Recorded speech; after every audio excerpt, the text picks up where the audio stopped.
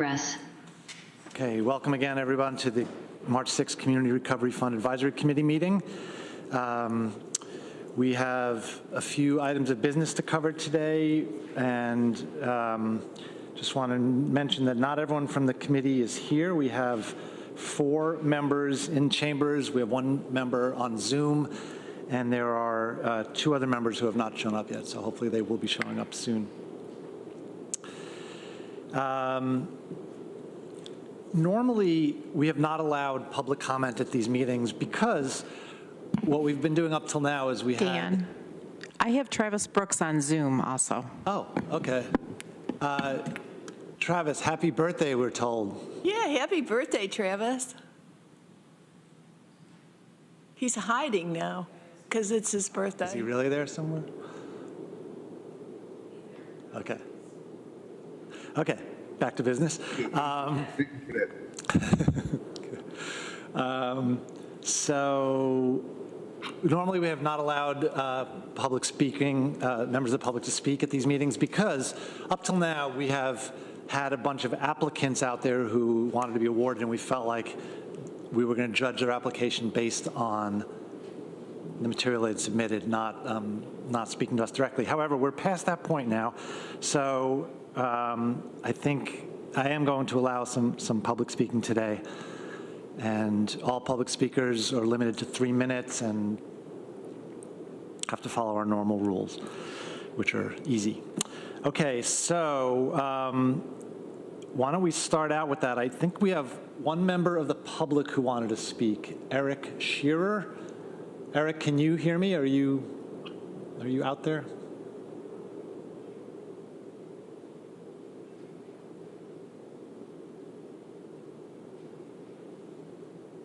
Promoted him to a panelist, but he hasn't accepted yet.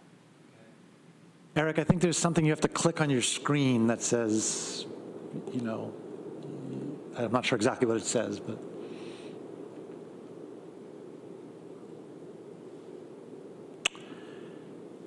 Okay, Eric, if you figure out how to get on in a little while, let us know. Pop in and say, hi, I'm here, and then we'll get to you as soon as we can, okay? All right, in the meantime, we have Mike Allinger, Town of Newfield Town Supervisor. Mike, did you want to say anything at this point, or do you want to wait till the discussion starts? I'll leave it up to you. Sure. Why don't you come up and have a seat at any one of these desks, maybe take down the nameplate so nobody watching is confused, and if you roughly 6 inches from the microphone.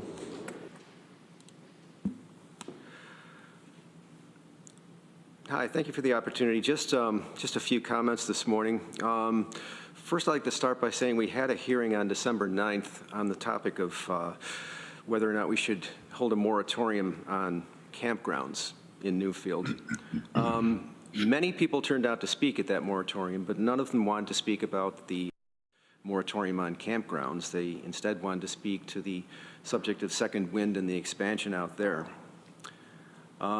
That noted, it was unfortunate that no representative from Second Wind was there to hear any of the comments. I felt that was a missed opportunity on their part. Since that time, and up until that time, up until today actually, I've received dozens of phone calls from the community speaking out unfavorably about the expansion for several reasons, many of them having to do with conditions of the property around there. Some folks sent me photographs with trash, including discarded needles, outside of cottages. And they claim that from 8 to 5, there is adequate supervision, for lack of a better word. But after 5 o'clock, pretty much all of the residents are left to their own devices, and they claim many of them are going up to the corner store, purchasing beer. The store has had a head shop for I don't know how long now, Randy. But at any rate, their complaints of garbage being strewn over the highway and into their property. One such caller noted that she had young daughters and had concerns for the fact that there was a level 3 sex offender in residence there. I think the points have been made by us in the past that there is not the emergency response necessary in the town of Newfield to handle any calls to this area. Regardless of that, I know that the fire department has had several calls already this year to administer Narcan down at the site. It seems to me there's a lack of 24-hour supervision. They don't have the resources that are available downtown here to help guide these people in furthering their development or their journey into a productive individual in society, which is the mission of Second Wind. I think we can all agree with that. So further, I think that without that 24-hour guidance, we cannot approve. We cannot say, let's move forward with expanding this to another 12 cottages or another 25 campsites. We feel that they're at their capacity. They need to take a step back, evaluate where they are. The mission is fine. I have no problem with reaching out to help the homeless. I don't think that they are doing the job that they could be doing with the numbers that they have currently. And that is the feeling that I've heard resonate over and over with every person I've talked to. So I'd just like to say again that the town of Newfield is not in favor of moving forward with increasing the population at Second Wind unless and until they can show that they are able to handle the capacity currently there. And I'll yield my time now. Thank you. Thank you.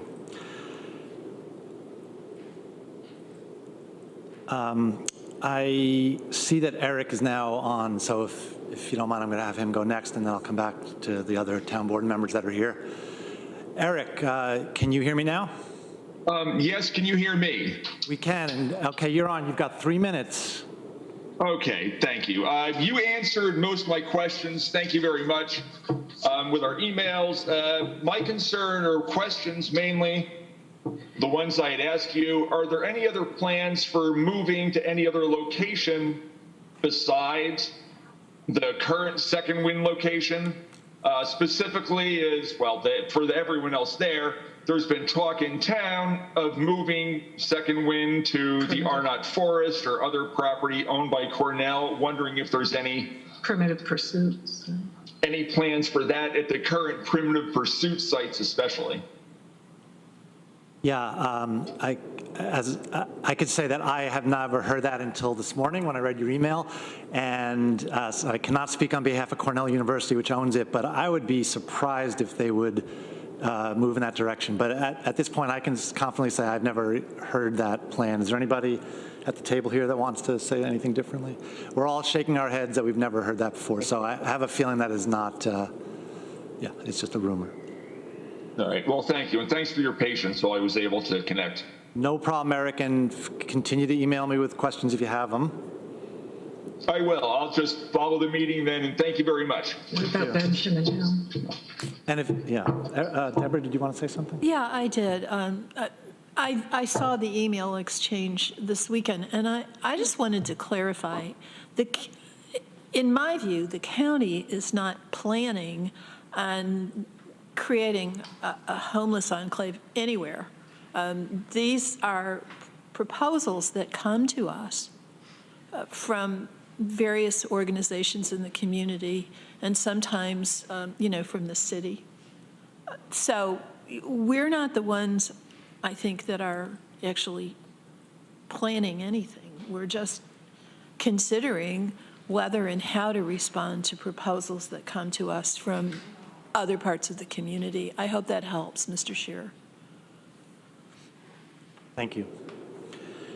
All right, we have some other Newfield Town Board members here. Did they want to speak? Joanne James, did you want to speak? Are you the deputy supervisor, Joanne? No, I'm just a council person. Just, okay. Welcome, council person. I'm going to sit over here so my head clears the... Sure, no problem. If you wouldn't mind, just take the nameplate down. Thank you. I just want to support and reiterate what Mike Gallinger has said, that I think as a board, the town board itself in totality is against this expansion. The obvious reasons are the fact that we are concerned about supervision. We're concerned about supervision currently with the existing cottages, and the fact that it will be expanded makes it doubly more a concern for us. I spoke with a couple people recently, one of which is a retired fire chief. And we talked about the infrastructure on the new proposal and what kind of roads they're going to be building. It's down below the current cottages. You have to go down a dirt road. And he said that when it gets muddy or wet, they're really concerned about their equipment getting stuck. And he said he would never support bringing any of the heavy equipment now, the really expensive equipment, down in there. So that is one main concern. Another concern is that one of our neighbors said that his son is a law enforcement person who's been called down there a couple times, and he has seen needles on the ground. And, you know, it's a residential area. When it first went in, there was a lot of concern because it's a residential area. And we don't have zoning in Newfield. So we have very little recourse. The fact that we're going to expand more into a residential area is really a big concern.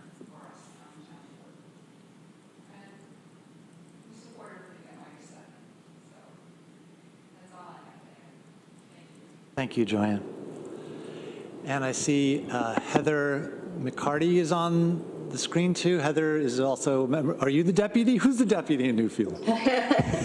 No, the deputy is at work. Okay. Get away. Fair enough. So I'm a council person like Joanne.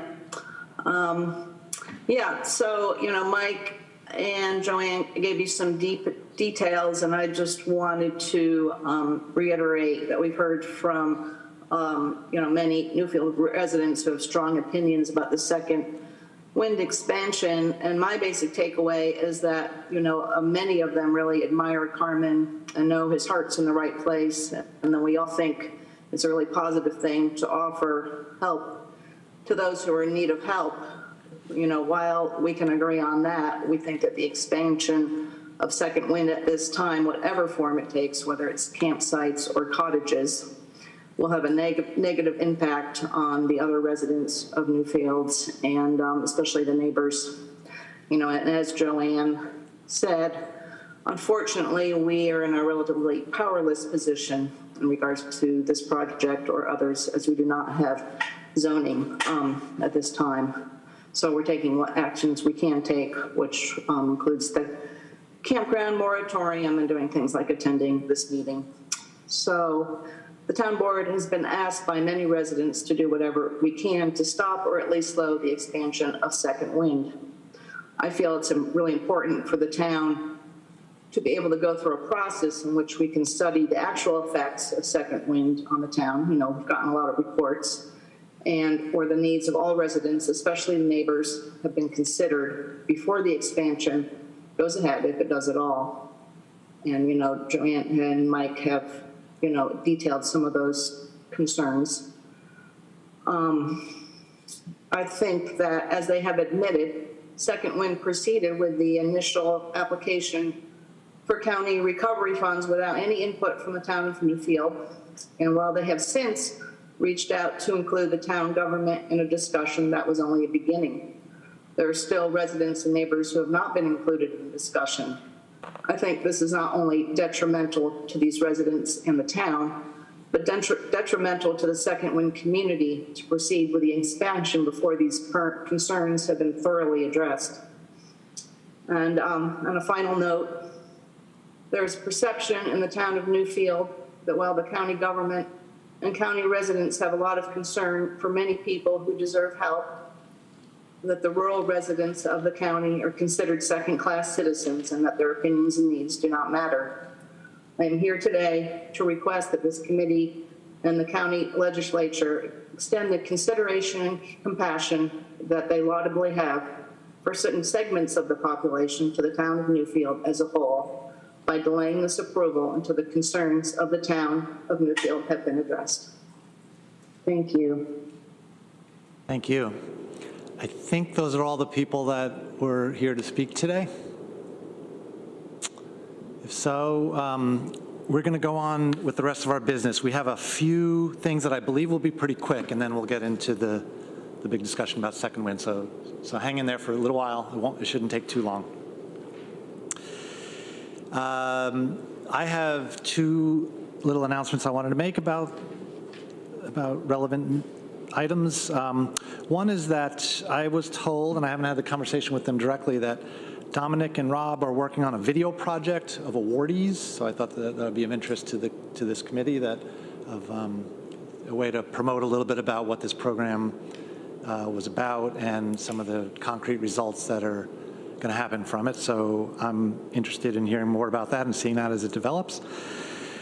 The other thing I just wanted to bring to everyone's attention is, as you probably remember, as we were going through this process and as the awards were given out, we heard from certain segments of the public that we had ignored certain areas, certain sectors, certain topics, and one of those was the arts community, that we didn't do any grants to the arts community. And so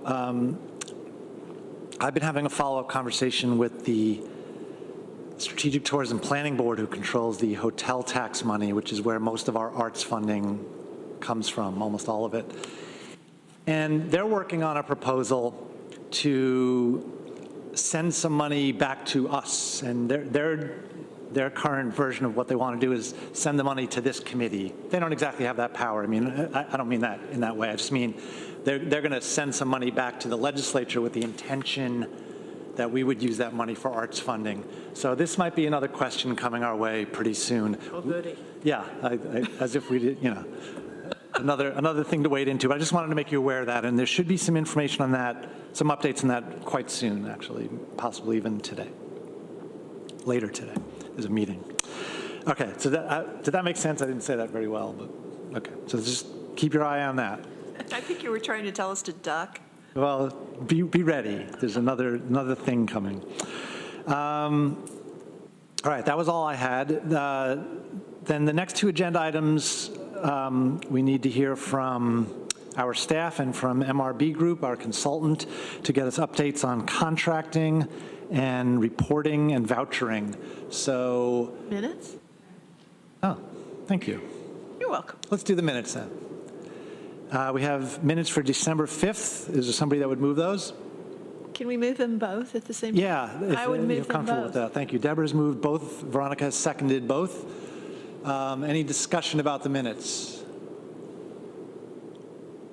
Okay, let's have a vote then. Do we have to do it by roll call because of, okay. Travis, did you have a comment, or are you just excited to vote yes?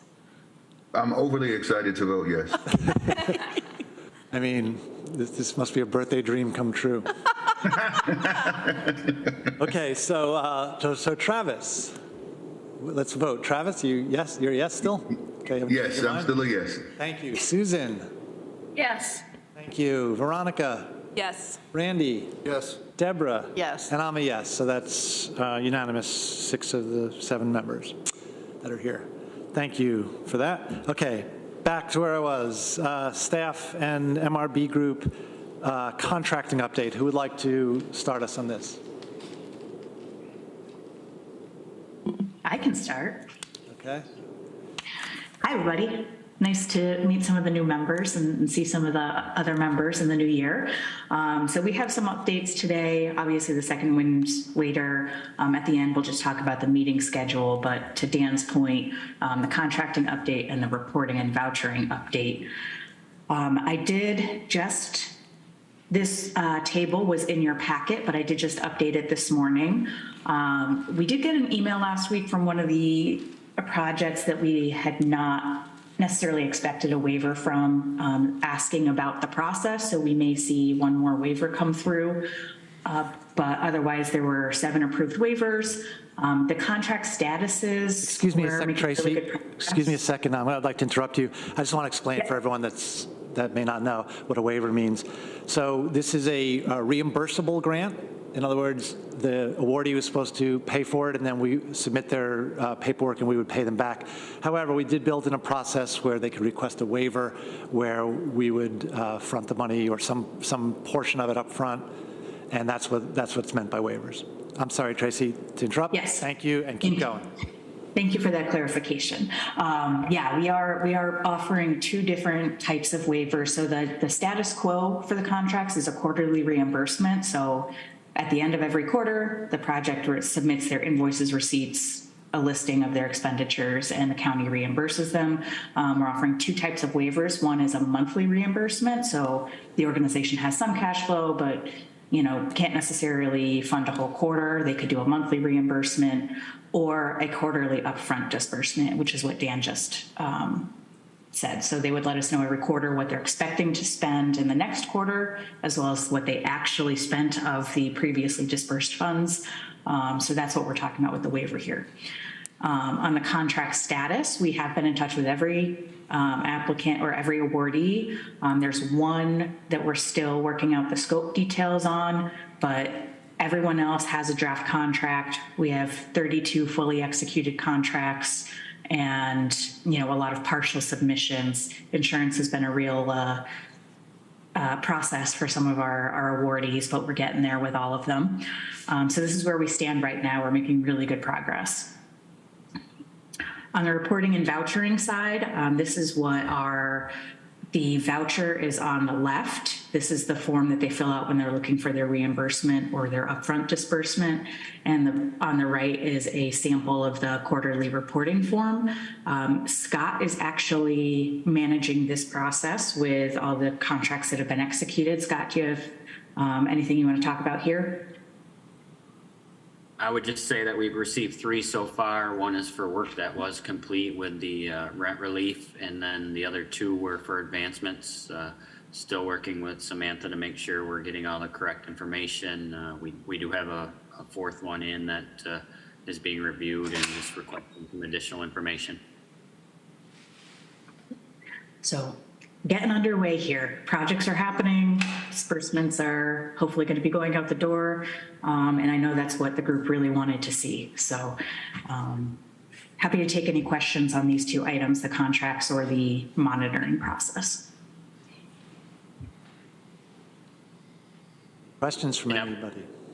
I would just add that the projects that are not with the waiver are looking at quarterly payments. So the payments are due the first 2 weeks in April. And then for your following meeting in May, we'll have a report and an update for everybody on a quarterly basis based on what projects are underway, what has been submitted for reimbursement, and what we expect moving forward. So we plan those reimbursements in your meetings based on that quarterly reporting. Thank you. Randy. Just had a question. Does the legislature have to approve the disbursements, or is they already approved? I think everything's approved. Yeah. Already approved. Okay, I was just curious. Any other questions or comments on this topic? Okay, and so is that all the info we need for now about contracting and vouchering and reporting? Yep, just a quick update. Like Scott said, you'll get more in-depth reporting information at the next meetings. Very good, thank you. As you know, whenever anyone asks me, and as I've been reporting to the legislature, I just say that everything's going really smoothly, things are progressing quickly, the contracts are getting signed at a good clip, and that the first work has already been done now, so we're getting the first vouchers in, so everything seems good. All right, then, if there's nothing else, we're going to go on to the Second Wind Cottages application. I would start with just a tiny bit of background here, which is that this particular application, besides its controversial nature, is also unique because they need to do the SEQR process, the State Environmental Quality Review. That is going to take a little bit of time. I'm not sure if there's an estimate on how much more time, but I guess that doesn't matter at this moment. But because that paperwork, that process had not been completed, we were not allowed by law to actually approve the project or fund the project. So that puts this project in a unique position. No other project, no other grant application fits those criteria. So that's one of the reasons that we're in a unique spot with this application. Another is due to its controversial nature, the applicant, I think that's fair to say, that's the reason why I decided to submit a modification of their application, which we have now all received, and it's in the packet. And what that is changing the original application called for 25, I think they call them structures in a campground setting. And the new application is for 12, what they're calling cottages, which, as I imagine, I think this is true, is basically what they already have. There's already 18 on site, is that right? Does that sound right? They're defined in the proposal, 320 square feet of living space with, they're fully insulated, they're fully plumbed, they have bathrooms, kitchens, washers, and dryers. Thank you. So that is the change they're requesting, is to change it from 25 structures to 12 cottages. The dollar amount they're asking is the same. The project budget is slightly different, and that's outlined in there, but the amount they're asking for us is the same. And the only other thing I want to say before I open it up to other people is, well, I won't say anything else, actually. So that's the background as best that I can summarize it, and this committee needs to decide if we are going to accept the reapplication. In other words, are we going to accept this as a new application, which is something that is a process we haven't done yet, so we have to kind of decide how that works, and then how to go forward from there. Deborah. So my question, first and foremost, is, are we asking ourselves if we're going to accept this as a substitute for something we've already approved, in which case we would simply be substituting this and continuing forward with it as if it were approved? Or are we asking ourselves, are we going to consider it and then reevaluate whether or not we want to approve it? And I don't know what the answer to that is. Yeah, so that is a really good question. I guess I would just remind us we actually can't approve it because it still hasn't done the SEQR, so. Well, yeah, but we could approve it tentatively the way we did originally. But I think it would make a big difference given everything that's happened. Fair question. Randy. Ann Corman and I actually toured Second Winds and met three of the people that live there and went through the cottages in January. The cottages are nice little homes for the people. There isn't washer and dryers in there. They have a public washer and dryer area, but they do have kitchens and bathrooms and those kinds of things. In this proposal, Randy, they said they would each have a washer and dryer, so I don't know. We had a very honest discussion with people that live there, as well as the person who's currently the day manager. I think he's part-time, not David Shapiro. He was there as well. And I think the gentleman's name was Mike. I think he used to work at St. John's as well for many years. So he knew what he was doing and talking about. But the people that live there are quite honest that there are not support services, and they had many failings, especially through COVID. There are people been expelled from there, relapses, all those kinds of things. And there weren't support services yet. So that's the way it is now. So there is not support services there now, which is what Newfield's talking about. I've spoken to over 80 people about this in the last few months, and only 2 people were in favor of it. 8 were kind of on the fence, and 70 plus were dead against it. So I'm against it because I represent people. I think that what they want to do is admirable, but they've had many, many years to build the support system and the community buildings, which they have not done. And they claim they're going to do that now. I looked for their current financial filings, and I don't see any financial filing after 2019. So maybe I think that's something we should look at. I'm not saying there's anything wrong financially, but I'm just saying that needs to happen in my mind. I always like to know what's the feasibility of the project. Funding is very important. The previous cottages were a lot of donated materials, and people came to do that. And I don't know if that's still the case now. But on the other side of that, we've talked about the response times, and they're awful out there in Newfield. And even the fire department, I mean, they're stretched thin as well, as it is. So, and although they're dedicated people, most of them have jobs. Newfield's done a good job of getting highway people on also that, so they're in an area or neighborhood, so that's very helpful. And looking at the actual area itself, it's a big drop in back. I mean, it drops down a good 100 feet in back of where they want to build these. There's no way you're going to get emergency equipment down there. And how those residents would get up to the community buildings they propose to build would be a challenge as well. I don't think it's a good spot for services for those people.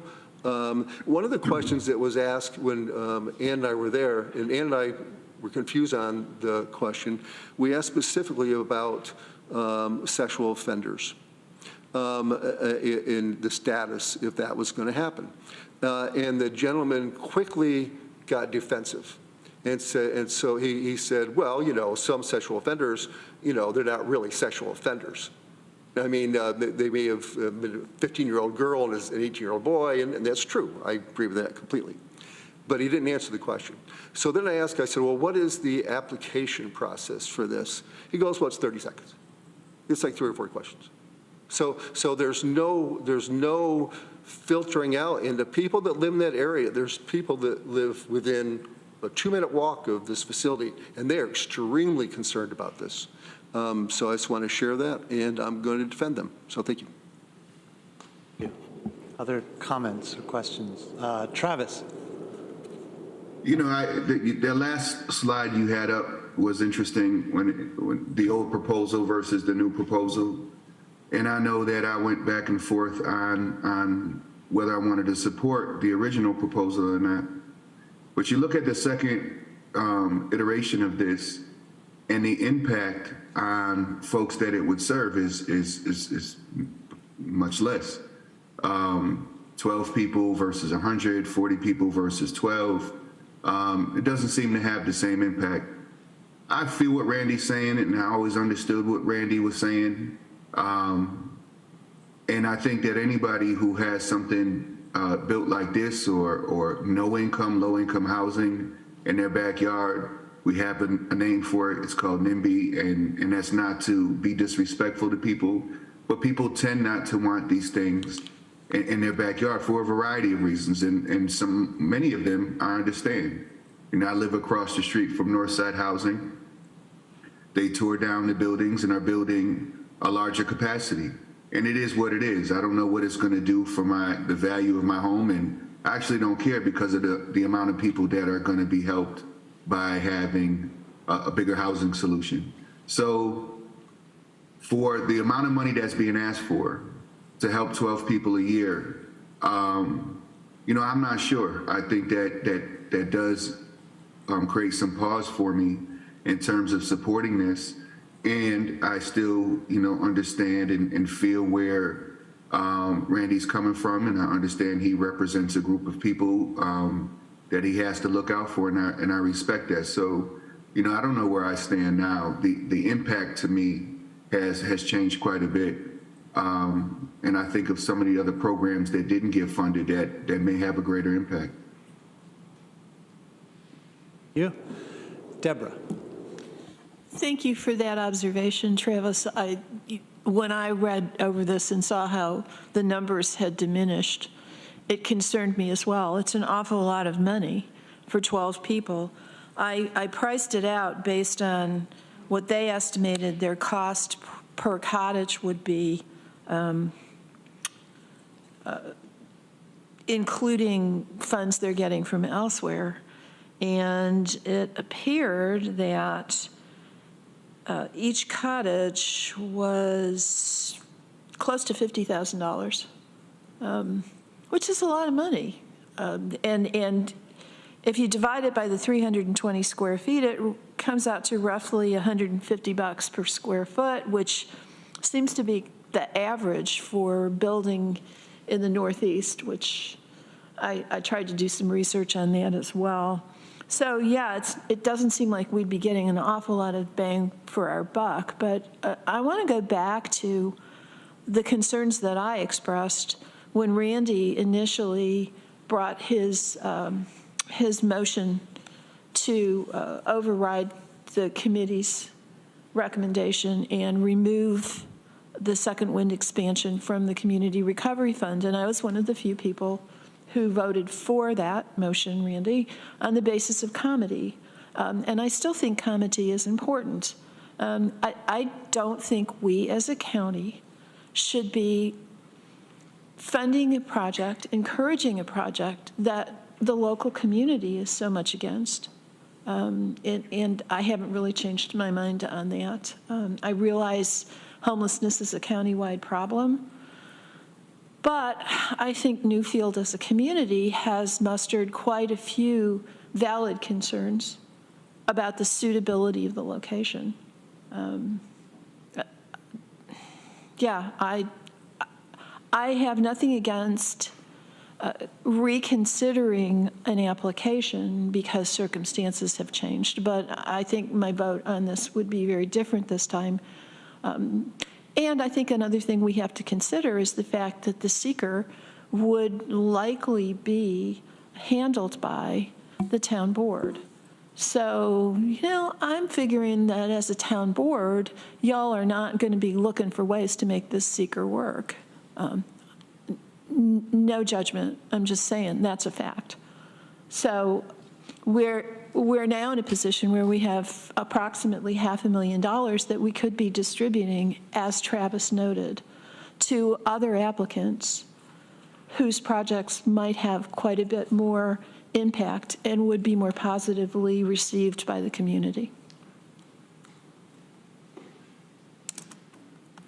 Other questions or comments? I have a seeker question. Joan Jerkwitz is here. I'm going to ask Joan if you could pop in. Thank you. I'm here. Hi, Joan. The issue that was raised about the difficulty of accessing this new site by emergency vehicles, is that something that seeker would look at? It is. It's one of the questions in the environmental assessment form. Thank you very much. So whoever is conducting the environmental review would have the ability to identify how that impact might be mitigated, or how it might be avoided, or how it might be minimized. Excellent. Thank you, Joan. Okay, any other discussion?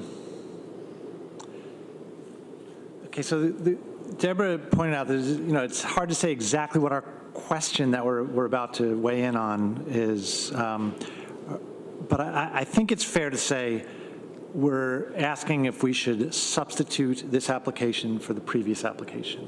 I think that's probably the most valid question. Is there a committee member that feels like that's not the correct question?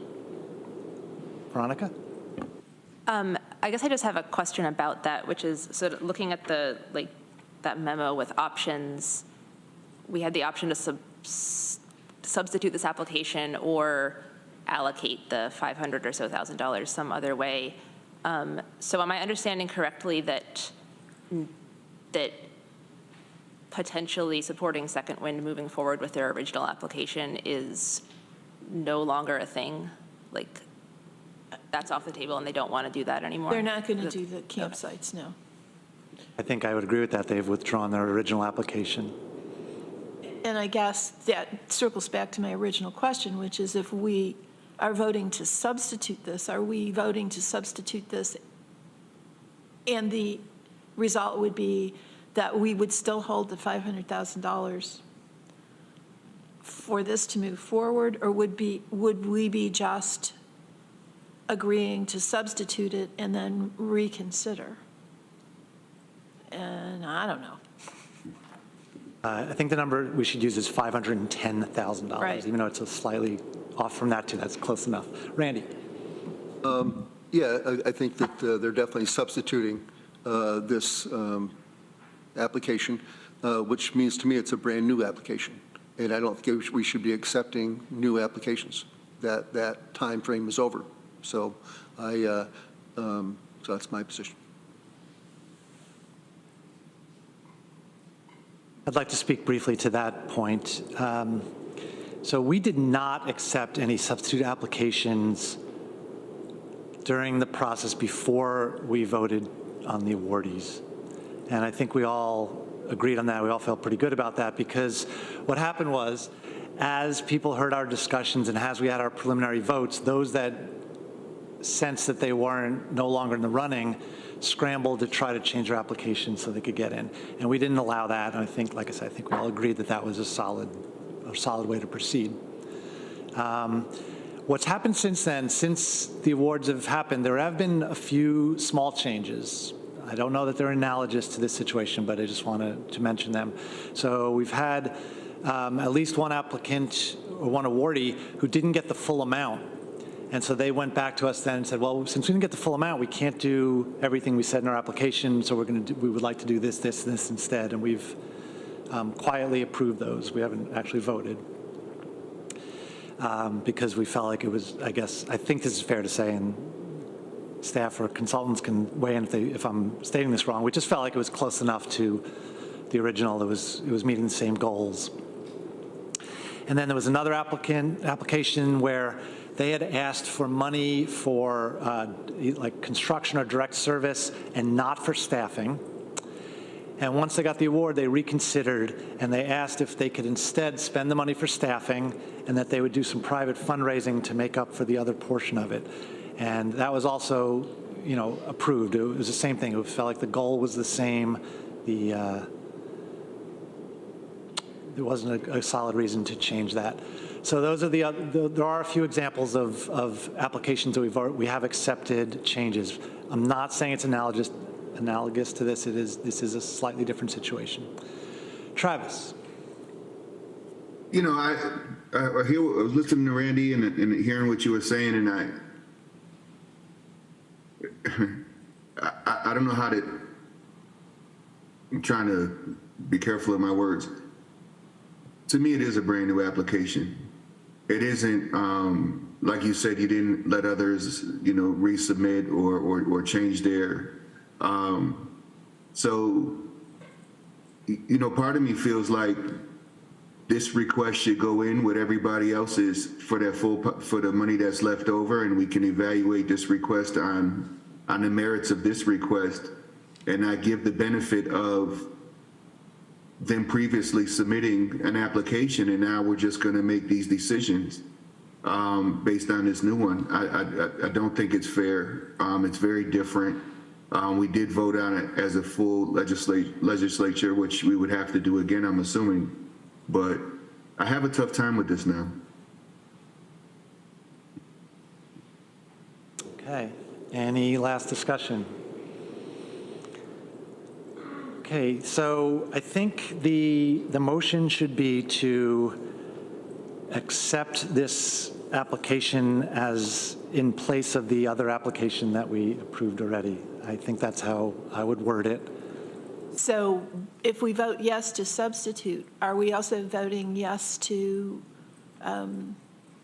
continue recommending that it be funded? I think that that's what that vote would indicate, because it would occupy the same space that the other application occupied, which is waiting for the seeker Okay, and waiting for full approval of the legislature. that's fine. I just want to Yeah. understand Yeah, what I'm voting on. And I'm trying to, again, this is a very unique new situation, so I'm thinking it through with you, and that's why I want to make sure that all the committee members are on board with what we're actually voting on. Randy? So if we vote no, we're not accepting this application. Right, we're not accepting the substitution of this for the one that we had tentatively approved. And then what happens? What's the next step for this application? If we voted no? Yes. It's dead. I don't think it's dead. I think their original application stands. But I thought you said they were definitely not building campsites, which is the original Yeah, application. they've already said they're not going to do that. So the default position is it's dead. Right. I don't think I agree. I'm not sure how I said it before, and if I did, I apologize. I think they've submitted an application. They've asked to substitute this. If we say, no, you can't substitute it, then the original stands, and they have to decide what they're going to do, if they want to withdraw it or not. So that decision would be up to them. Not necessarily dead, but it'd be up to them whether they wanted to continue with the first application or let it go. Well, is there not a moratorium in Newfield on campsites? So functionally, whoever's making a decision after this one, if we vote no, it's dead. I just want people to understand the consequences of their vote. I mean, that's probably true. Yeah. You know, It lives out here, but whether it moves forward, it's up to them. right. It stays in the gray zone it's already in, and it's even grayer now. As you pointed out, there's a moratorium. So if we do that, does that mean that $510,000 is tied up for this an indefinite period of time? That's problematic. Until somebody makes a motion to change that, I would think, yeah. So the first start would be to not accept this. Okay, Right. I agree with that. Okay. And then I guess we can take it to the full edge in terms of changing, yeah. I think you can make your motion again in light of new circumstances. Veronica? And then, so just to be clear, if we vote yes, what happens is the application just gets like suddenly substituted with the new one. And it goes to them for seeker. For seeker, yeah, and it stays in this gray zone where it's in the seeker process. If seeker gets denied, then it's dead, right? Right. But if seeker gets approved, then we still, as a full legislature, have to vote on actually allocating the money. Is that correct? That's how I would understand it. I think that was a good explanation. Easy peasy. Yeah, no, again, I appreciate everyone's flexibility here. This is a unique circumstance, and we just want to make sure we're all understanding. All right, so in that case, I would move that we substitute this Thank you. for the original application. Deborah, is there a second for that? Randy? Okay, further discussion. Everyone's clear what we're voting on. This is a motion to substitute this application for the other, and then let's go ahead and have that vote. Susan?